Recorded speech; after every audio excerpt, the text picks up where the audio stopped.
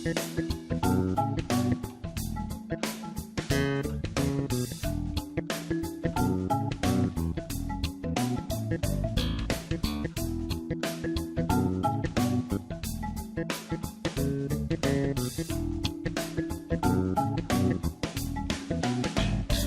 relaciones interpersonales. ¿Por qué creen ustedes que es importante hablar sobre las relaciones interpersonales?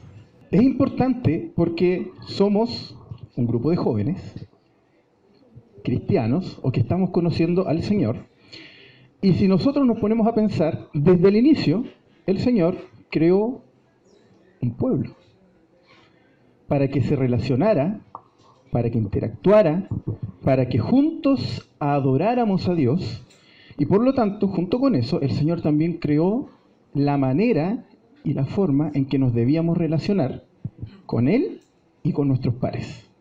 Por lo tanto, es muy importante tomar esto, especialmente en los contextos en los que nos desenvolvemos nosotros, porque es muy distinto, quizás las aplicaciones que nosotros podamos hacer, la palabra es la misma para todos, pero las aplicaciones que nosotros podamos hacer, por ejemplo, para alguien que está en la universidad versus alguien que está en el colegio o alguien que ya está trabajando.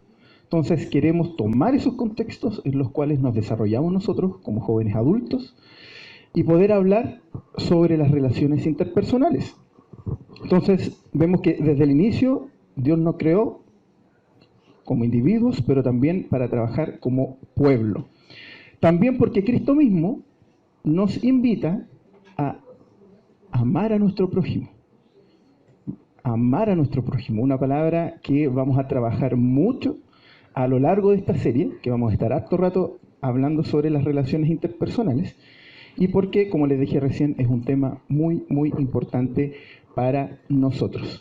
¿Ustedes saben lo que es una relación interpersonal?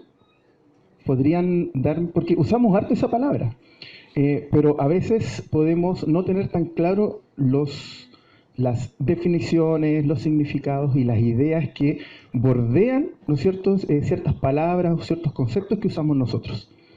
Y lo primero, creo yo, si vamos a hablar de relaciones interpersonales, es poder definir lo que es una relación interpersonal. El término en sí hace referencia a estas relaciones independientes de lo que podamos sentir por el otro. Estamos hablando de relaciones interpersonales, de cómo interactuamos el uno con el otro. Y nuestras relaciones interpersonales se han visto también afectadas a lo largo de la historia. Porque si bien quizás en un comienzo, cuando andábamos con ruedas de piedra y con una macana, las relaciones interpersonales eran muy cercanas porque no habían medios de comunicación.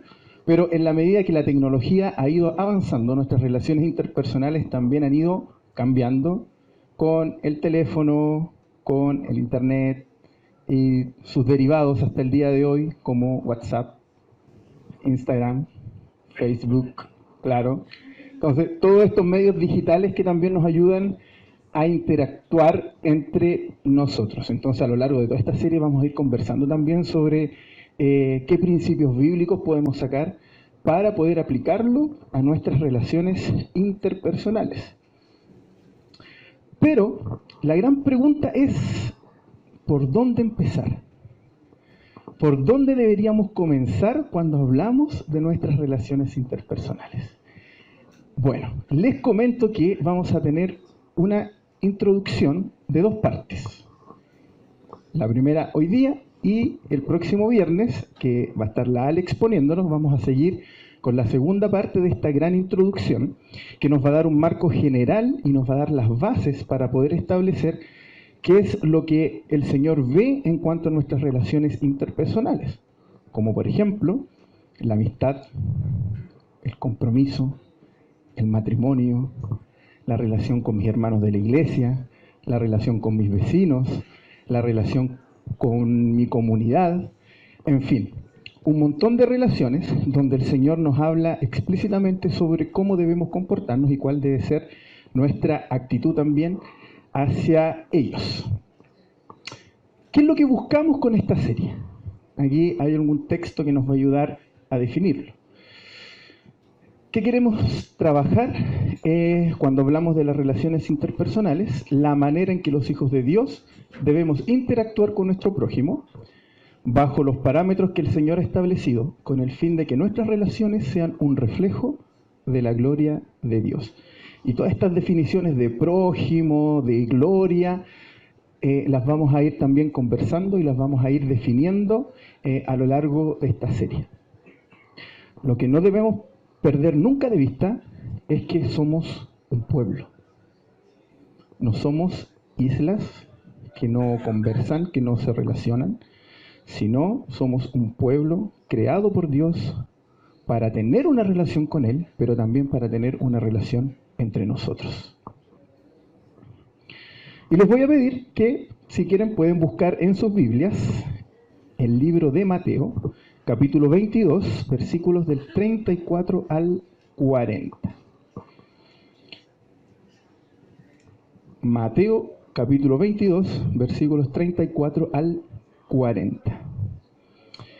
Y la verdad, chiquillos, que para un cristiano, para un hijo del Señor, un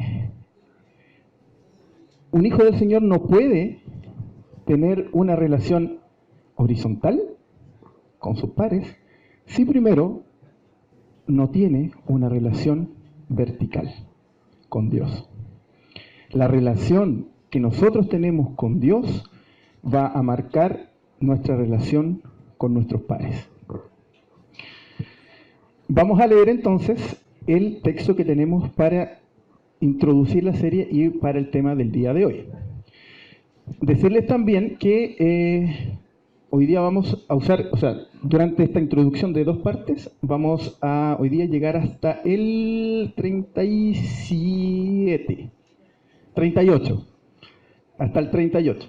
Y el próximo viernes vamos a terminar con los últimos 2 versículos. ¿Estoy bien, cierto? Sí, estoy bien. Sí, estoy bien, excelente. Entonces, leamos. Dice, entonces los fariseos, oyendo que había hecho callar a los saduceos, se juntaron a una.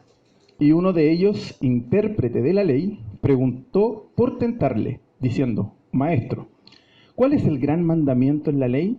Jesús le dijo, amarás al Señor tu Dios con todo tu corazón y con toda tu alma y con toda tu mente. Este es el primero y grande mandamiento. Y el segundo es semejante. Amarás a tu prójimo como a ti mismo.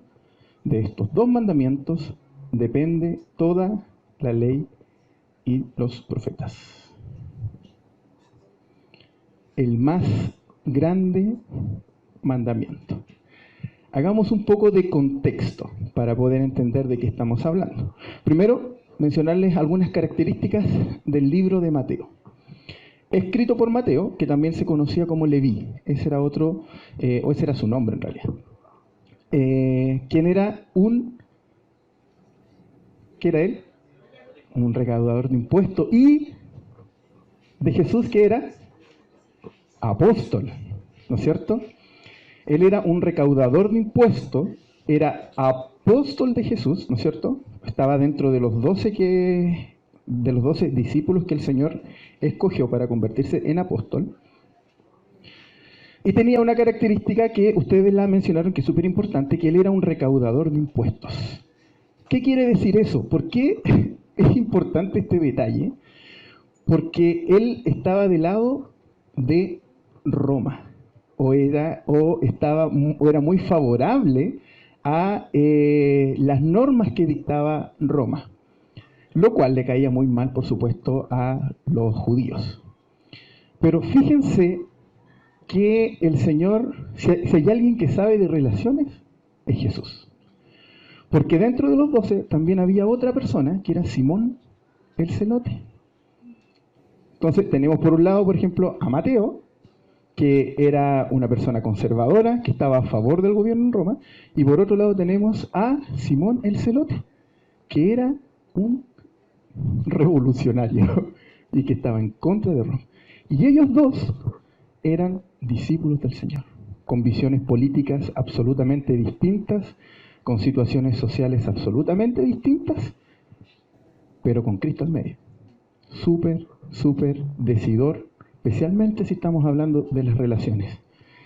Yo me imagino las pobres peleas que se tuvo que enfrentar el Señor entre esos dos, hablando de política, de plata, del impuesto para el César, en fin. Entonces tenemos a alguien que era casi un terrorista y tenemos a otra persona que estaba aliada con el gobierno de turno. O sea, extremos totales.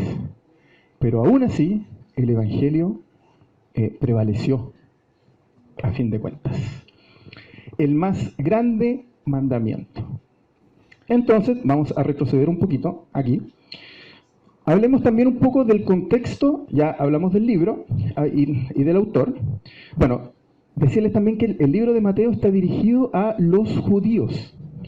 Y su intención general es dar testimonio a los judíos de que Cristo era el Mesías. Por eso que, por ejemplo, a diferencia del libro de Marcos, del Evangelio de Marcos, que estaba escrito por un judío, pero iba dirigido a los romanos.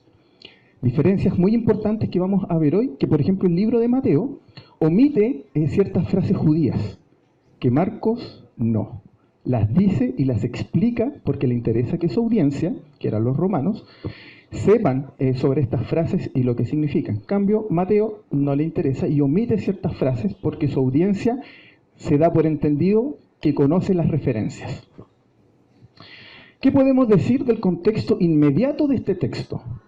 Que se ubica después de la entrada triunfal de Jesús a Jerusalén. O sea, Jesús está en Jerusalén. ¿En qué contexto más dentro del ministerio? Esta es la etapa más difícil que tuvo que enfrentar Jesús, porque estaba siendo atacado por los líderes religiosos, saduceos y fariseos, constantemente y todos los días con el único fin de exponerlo y hacerlo caer, para que toda su enseñanza y todo su ministerio se fuera al suelo. Por lo tanto, el Señor sí sabía también de relaciones con el otro, al momento de enfrentar a los líderes religiosos de ese momento.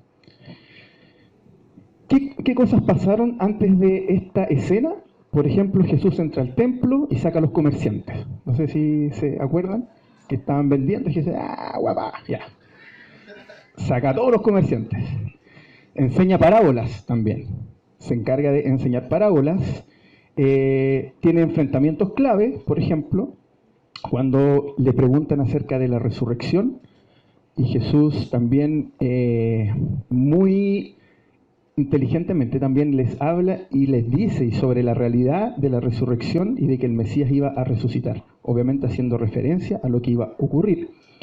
Y el evento que ocurre dentro de Mateo antes de esto es, ¿alguien sabe? ¿O tiene su Biblia por ahí? ¿Cuál es el hecho que ocurre antes de esto? Porque esto viene ligado al tiro.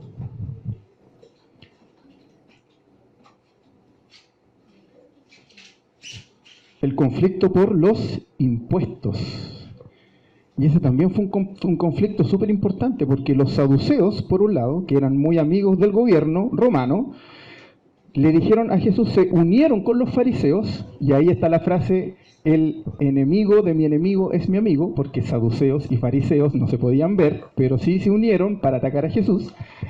Dijeron, preguntemos acerca del impuesto. Entonces, si Jesús decía estar a favor del impuesto, se echaba a los judíos encima. Si decía estar en contra del impuesto, se echaba al gobierno encima. Entonces querían pillarlo. Y Jesús, muy inteligentemente, dice, préstenme esa moneda. ¿A quién ven aquí? Al César. Dar al César lo que es del César, a Dios lo que es de Dios. A lo Messi, salió jugando. Y ahí quedaron, pues. Y ahí quedaron los saduceos. Entonces, viendo que los saduceos habían quedado pillos, un fariseo que andaba por ahí, y vemos el 34, se dio cuenta de esto. Y dijo, mira, hizo callar a los saduceos que querían pillarlo con el tema del impuesto. Entonces, en estos juegos de rivalidad en que estamos unidos, pero apenas te veo caer, se lanza un fariseo. Y querían pillar a Jesús en esta misma situación. Fíjense lo cansador que debe ser para una persona que le estén atacando a cada rato con la única intención de hacerte caer. Ni siquiera para poder aprender del carácter del Señor, no. Es lo único que querían era humillar a Jesús y que su ministerio no siguiera. Pero Jesús es Dios y era más inteligente que estos muchachones. Por lo tanto, este fariseo se da cuenta y dijo, le voy a tirar una pregunta, no me voy a ir por el lado de Roma ni de los impuestos como los saduceos, yo me voy a ir por mi expertise, que es la ley. Y le voy a preguntar, y también le voy a hacer una pregunta para pillarlo. Lo pillo, queda expuesto, y hasta aquí no me llega Jesús y pierde toda credibilidad. ¿Y cuál es la pregunta que le hace? ¿Cuál es el gran mandamiento?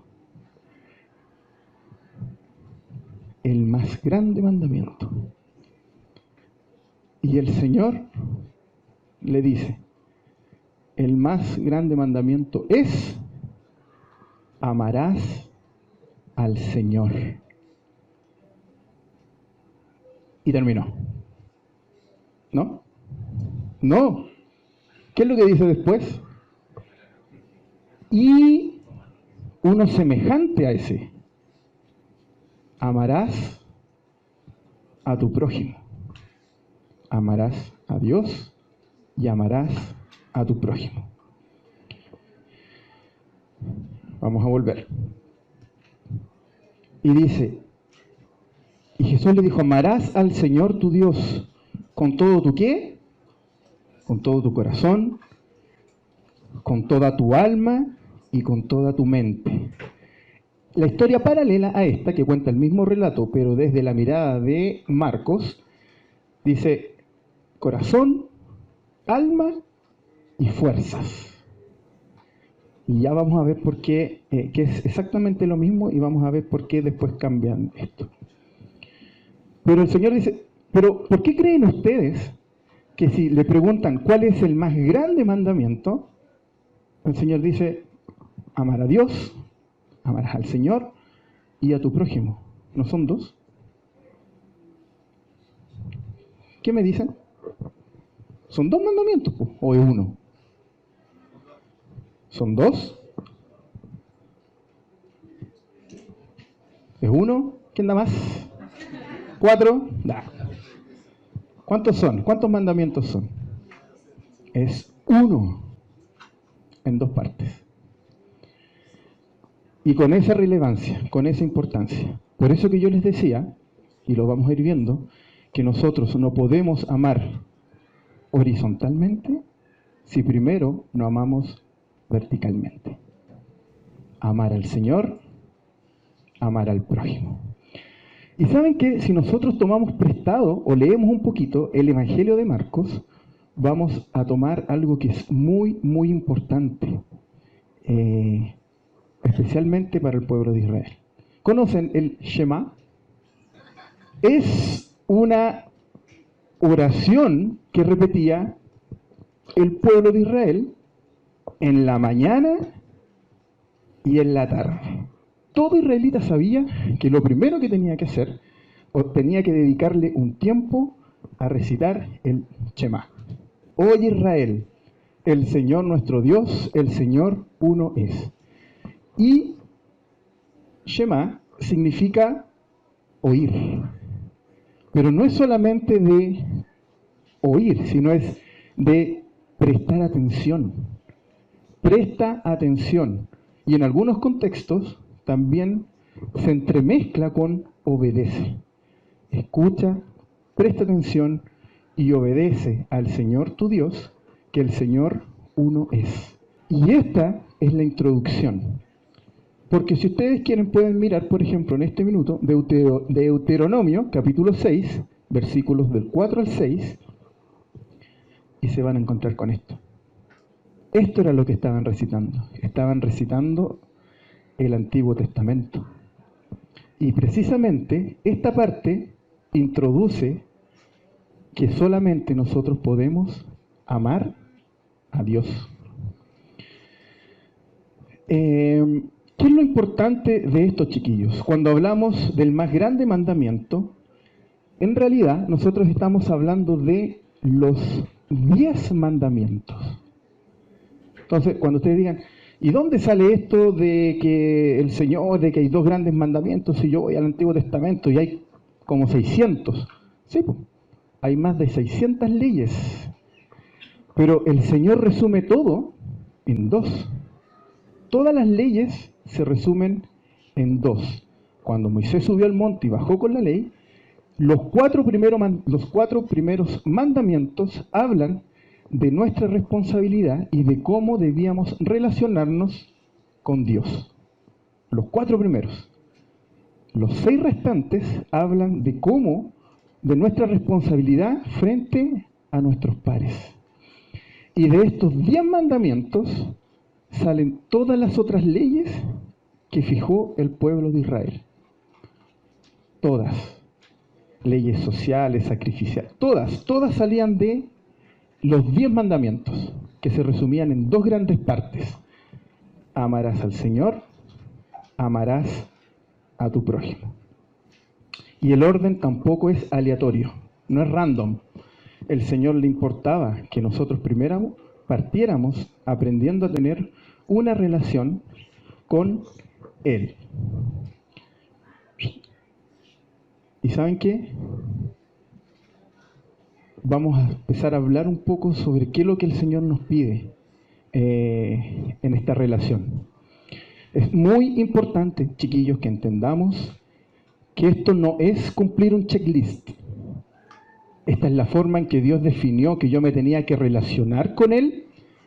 Tin, tin, tin, listo, me salvé. Mis obras me han salvado. No es así.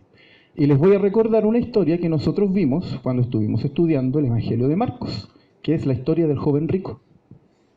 ¿Se acuerdan la historia del joven rico? Que llega este muchacho que era muy inteligente también, llega donde Jesús y le dice: Maestro, yo ya creo que he cumplido todo para ser tu discípulo, he cumplido la ley a la perfección, llevo una vida íntegra, ¿qué más me falta? Y el Señor le nombra algunas cosas. Ya, sí, listo, está el checklist. Y antes de terminar, ¿qué es lo que le dice? Deja todo lo que tienes y sígueme. ¿Y qué hizo él? ¿El Señor le dijo que no había cumplido las cosas? No, las cumplió. Pero su corazón se entristeció, porque en su corazón él no amaba a Dios. Cuando el Señor nos dice que nosotros tenemos que amarle con todas nuestras, con todo nuestro corazón, con toda nuestra mente, con todas nuestras fuerzas, el resumen de eso es que el Señor lo pide todo. El Señor pide que nosotros le amemos con todo. ¿Cuál es el factor común entre amar al Señor y amar al prójimo? ¿Cuál es la idea que se repite? Amar, el amor. Ese es el tronco y el link entre uno y otro. ¿Y ustedes saben qué tipo de amor? ¿Ustedes saben cuál es el amor filial? ¿Cuál es el amor filial? Entre hermanos, entre familiares. Ese no es el amor filial. ¿Ustedes saben cuál es el amor eros? El de pareja, ¿no es cierto? Entre esposos principalmente. Este no es amor eros. ¿Ustedes saben cuál es el amor ágape? El amor de Dios, que es hacia Dios, pero que viene de Dios mismo. En el original ustedes van a encontrar ágape. Ese amor al Señor viene de Dios y es para Dios. Ese amor hacia mi prójimo viene de Dios y es para Dios. Por lo tanto, todas mis fuerzas, toda mi mente, con toda mi integridad, el Señor lo pide todo. El Señor exige exclusividad de nosotros para amarle. Amor ágape, el amor de Dios, el amor que viene de Él y que es para Él. Y nosotros podríamos hacer un resumen, que es lo que vamos a hacer ahora, de estos 4 primeros mandamientos. El Señor, en los 2 primeros mandamientos, Él nos pide fidelidad y obediencia. ¿Quién se sabe el primer mandamiento? ¿Se acuerdan?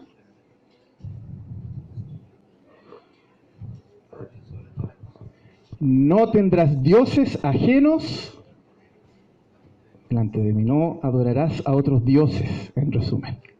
¿Y el segundo cuál es? No te harás imagen. ¿Y alguien me podría decir cuál es la diferencia entre no tener dioses ajenos y no hacerse imagen? Es sutil, pero si nos vamos al contexto, no es tan sutil, porque cuando Dios nos dice que no adoremos, que no tengamos dioses ajenos, en ese contexto, en el contexto en el que fue dicho y en el que fue escrito, Dios le está diciendo a sus hijos que no se asocien con nadie que adore a otro Dios que no sea Jehová. Eso es. No asociaciones, no relaciones que no adoren al Señor. Y eso se extiende a negocios como a las relaciones entre las personas. Y eso se extiende después a lo que vamos a ver el próximo viernes.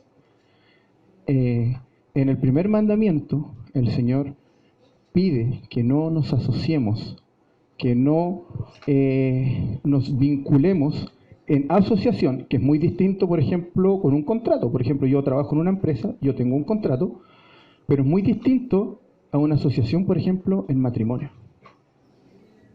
donde yo formo una vida y donde yo entiendo que el matrimonio busca glorificar a Dios. ¿Podría yo mezclarme con alguien que no adora a Dios? El Señor pide exclusividad. No tendrás dioses ajenos delante de mí. No te asocies, asociación con nadie que no adore al Señor. Es muy distinto cuando nosotros nos vinculamos íntimamente con alguien que no ama al Señor. De repente, cuando hablan ustedes conmigo y sí, es que es tan bacán. Le falta una cosita nomás a esa chiquilla, a ese chiquillo. Es que no es cristiano. Pero es súper trabajador, es súper responsable, me trata súper bien. Si no es cristiano, chiquillos, le falta todo. Le falta todo. El Señor exige fidelidad y obediencia. No tendrás dioses ajenos delante de mí.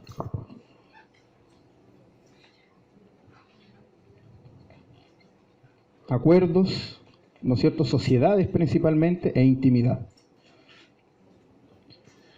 Y el segundo mandamiento que dice, no te harás, ¿qué cosa? Imágenes.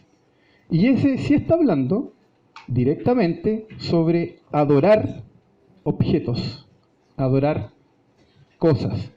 Y uno podría decir, oye, pero yo no adoro estatuas, no adoro imágenes, pero a lo mejor puedes estar adorando a una persona. Porque la adoración, en este caso la idolatría, es todo lo que ocupa el corazón, todo lo que ocupa el lugar de Dios en el corazón. Por lo tanto, sí podemos idolatrar. Y el Señor dice que no quiere ídolos, que Él exige exclusividad,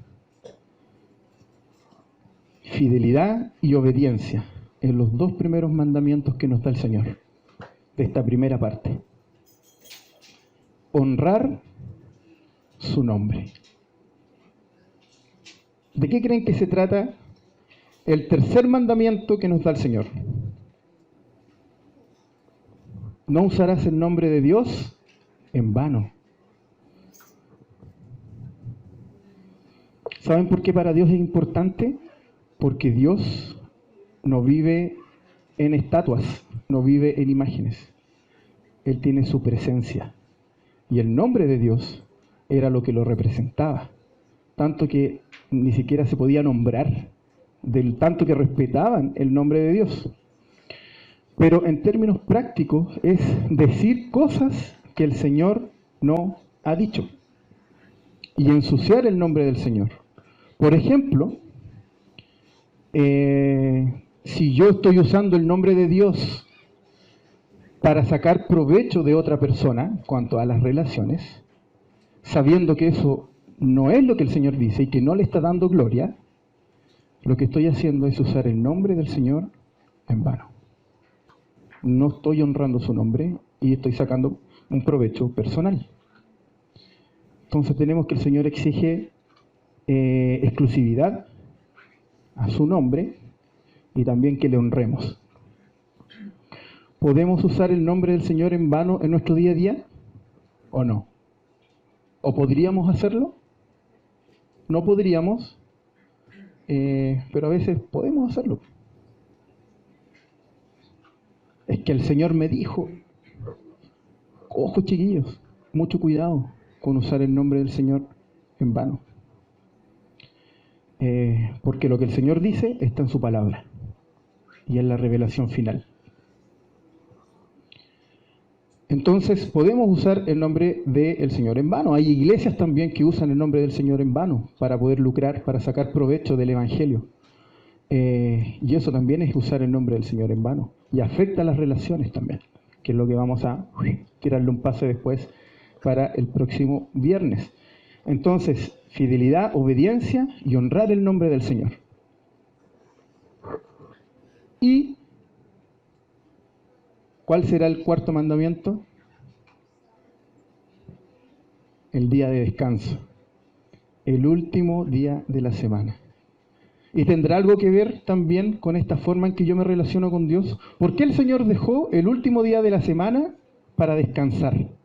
Recuerden que el Señor trabajó 6 días y descansó.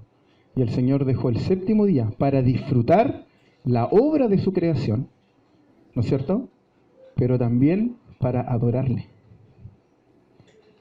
El Señor nos está transmitiendo que hay que dejar un tiempo para contemplarle, para adorarle, para disfrutar de la obra de nuestras manos, de la administración de los recursos que Él nos ha dado.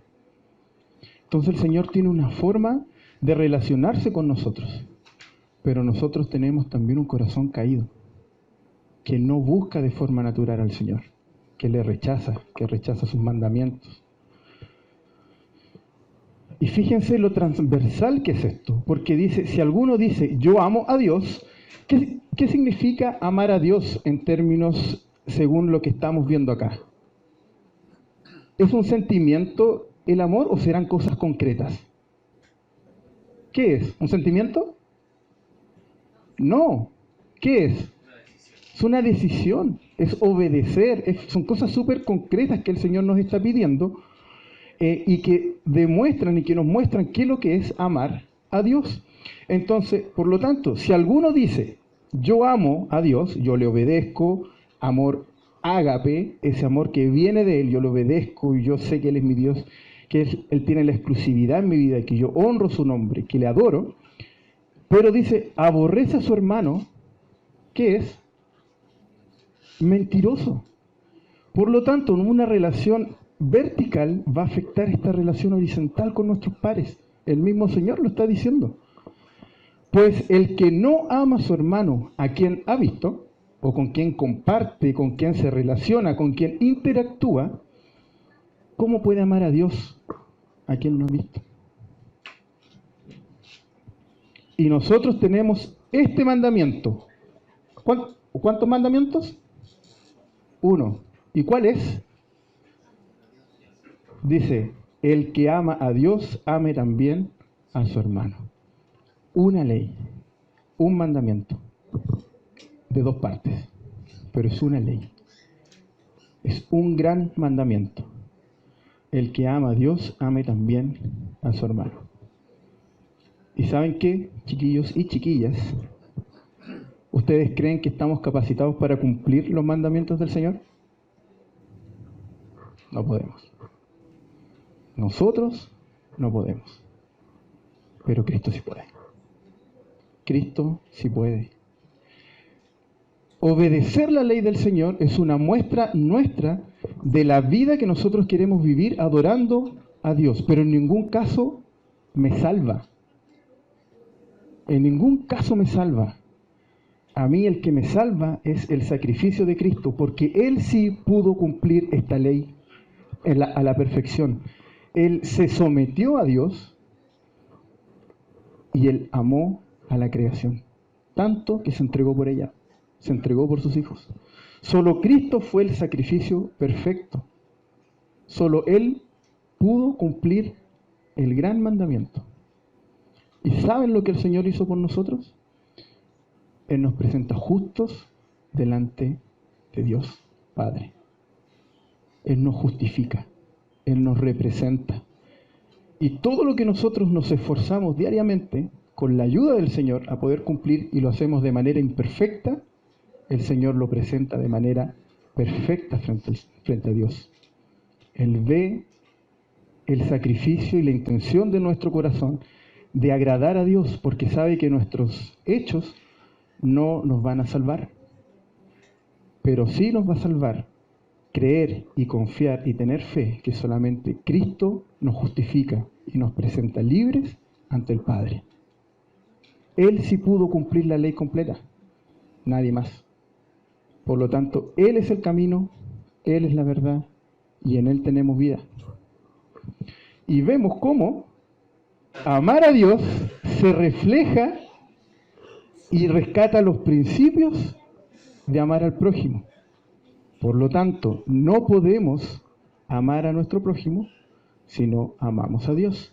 Y si decimos amar a Dios, vamos a amar a nuestro prójimo. Y estas cosas son las que vamos a hablar en esta base, con estos principios de cómo el Señor quiere que nos relacionemos entre nosotros, en los distintos contextos en los que estemos y en los que alcancemos a abarcar también. Oremos. Señor, te damos gracias por tu palabra, gracias por enseñarnos, Señor, que por más que nos esforcemos con nuestras fuerzas por cumplir los mandamientos, siempre lo vamos a hacer de manera imperfecta, siempre vamos a fallar, porque esta carne no te agrada y luchamos, Señor, contra nuestra carne, contra nuestros deseos. Señor, perdónanos, pero ayúdanos también. Te damos gracias por presentarnos justos ante el Padre, porque solamente tú pudiste cumplir a la perfección. Fuiste a la cruz sin pecado, como el Cordero de Dios, y resucitaste para demostrar que tú eras el Mesías. Te damos gracias, Señor, porque queremos, como decíamos cuando empezamos, queremos escuchar tu palabra, pero queremos, Señor, prestarle atención y obedecerla, porque el más grande mandamiento es amarte, pero el mandamiento también incluye amar a nuestros hermanos, poder soportarnos, poder alentarnos, poder animarnos a correr esta carrera, Señor, que es larga, pero que no es de velocidad, sino que es de resistencia. Te damos gracias, Señor, por amarnos, porque este amor ágape es un amor que viene de ti, porque si incluso tú no nos dieras este amor, sería imposible amarte, Señor. Todo lo das tú, todo viene de ti, todo es tu obra, nada es de nosotros. A ti la gloria, Señor, no a nosotros. Te damos gracias por eso, Padre. Y queremos, Señor, que este tiempo que estemos conversando sobre estas cosas, también tú toques nuestro corazón y que nos ayudes a ser cada día mejores hermanos, Señor, más piadosos, Padre Celestial, y a poder entender cuáles son los principios que tú quieres para nuestra vida. En el nombre de Jesús, amén.